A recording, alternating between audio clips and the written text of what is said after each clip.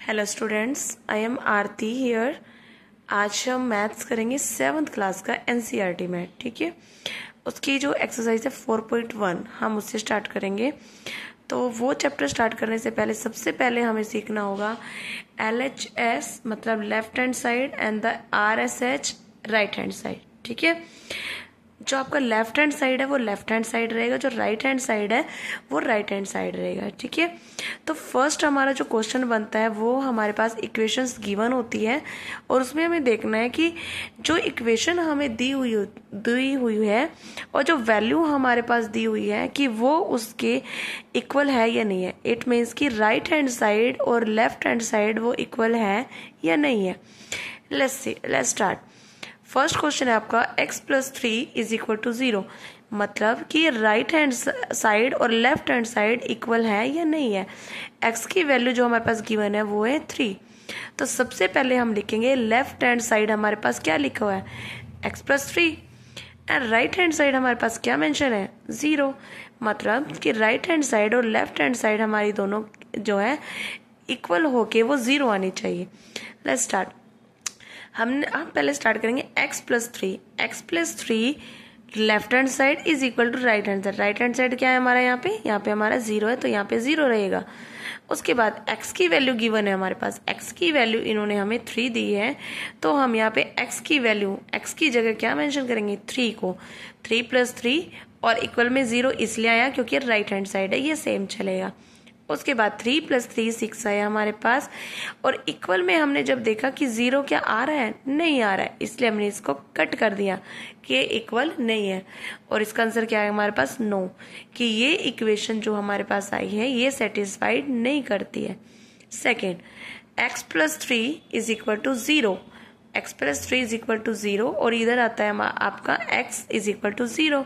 Same concept का है, left hand side is equal to right hand side.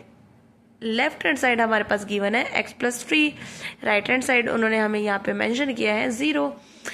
x की value हमारे पास 0 given है तो हम x की जगह क्या लगा देंगे 0 लगा देंगे। +3 is equal to right hand side वाला 0। अब जब हम इसको प्लस करते हैं तो वो वैल्यू हमारे पास 3 की 3 रह गई। 3 में हमने कुछ भी नहीं जोड़ा तो वो तो 3 रह गया। क्या ये वैल्यू हमारी इक्वल है? नहीं, दिस इज नॉट इक्वल, इसलिए ये भी सेटिस्फाइड नहीं करते हैं। Its answer is no. Third, x+3 is equal to 0 और x की वैल्यू गिवन है -3। अब देखो लेफ्ट हैंड साइड हमारे पास है x+3, राइट हैंड साइड हमारे पास वैल्यू है 0। लेफ्ट हैंड साइड में जब हमने x की वैल्यू को देखा तो हमारे पास -3 आया है और प्लस का 3 हमारे पास पहले से गिवन है यहाँ पे। उसके बाद राइट हैंड साइड 0। अब कई बच्चों का कंफ्यूज होता है कि भाई -3 + 3 कितना होगा, हम माइनस करना है या प्लस करना है।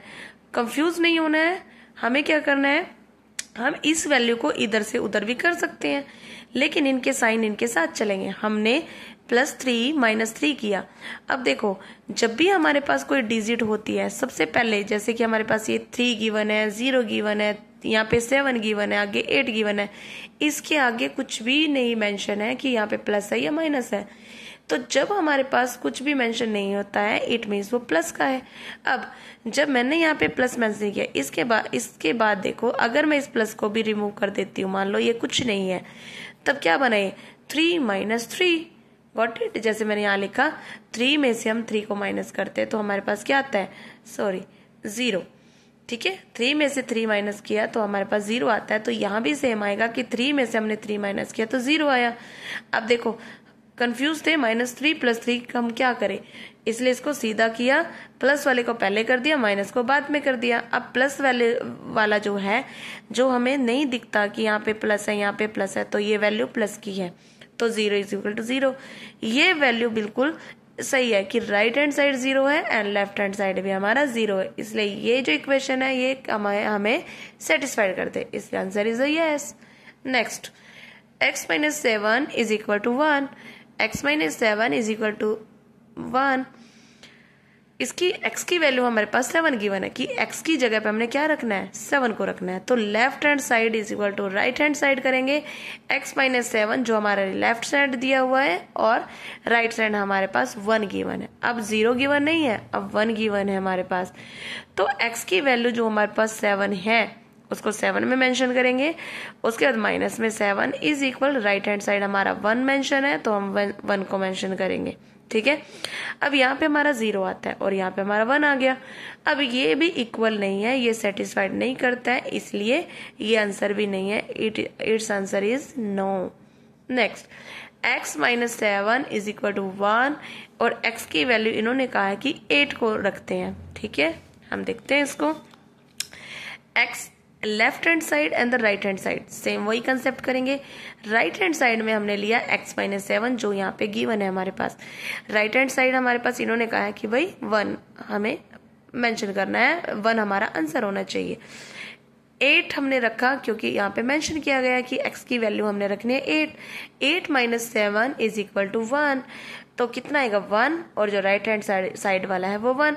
तो क्या ये इक्वल है? यस, ये इक्वल है और ये इस बात को सेटिस्फाइड करते हैं कि ये इक्वेशन जो इन्होंने दी है अगर 8 को मेंशन करते हैं ये तो सही है। ओके, लेट्स और नेक्स्ट क्वेश्चन इज 6 क्वेश्चन जिसमें वैल्यू गिवन है हमारे पास 5x इज इक्वल टू 25। अब देखो वहां पे पीछे वाले क्वेश्चंस में हम जब कर रहे थे प्लस कर रहे थे, प्लस था तो वो माइनस हो रहा था, माइनस था तो प्लस हो रहा था, ये दोनों एक साथ चलते हैं। अब इसके साथ जो ये x है, अब इसके साथ प्लस तो नहीं गिवन है ना ही हमें माइनस गिवन है, तो क्या करेंगे? यहाँ पे जब हमें प्लस नहीं दिख रहा है तो माइनस भी नहीं दिख रहा है, तो ये इन दोनों के बीच मल्टीप्लाई का जो है साइन आता है। ओके, नेक्स्ट, x की वैल्यू इन्होंने 0 बताई हमें। ठीक है, तो सेम वही concept, left hand side is equal to right hand side.